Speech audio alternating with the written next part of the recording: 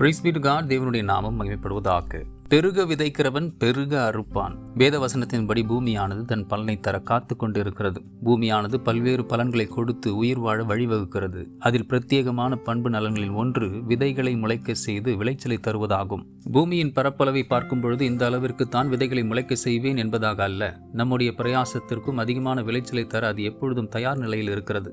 இவ்வாறு பலனை தர கர்த்தர் ஒரு காரியத்தை நமக்கு ஆயத்தப்படுத்தி வைத்திருப்பார் என்றால் விளைச்சலைக்கான நாம் எடுக்கும் பிரயாசமே முக்கிய காரணமாக அமைகிறே தவிர மற்ற வேறொன்றும் அதை தடை செய்வதில்லை. ஆம், விதைப்பு இல்லையேல் விளைச்சல் இல்லை. நம் தேவன் நம் கைகளின் பிரயாசத்தை தான் ஆசீர்வதிக்கிறவர் ஆனபடியினால் பூமியில் வாழ்கின்ற நாட்களில் நமக்கு கர்த்தர் கொடுத்த கிருபையின்படி சோர்ந்து போகாமல் அதை பிரயாசப்படுத்துவோம். சுறுசுறுப்புள்ளவன் கையை ஐஸ்வர்யத்தை உண்டு பண்ணுகிறது என் நீதிமொழியில் கூறப்பட்டும் உள்ளது.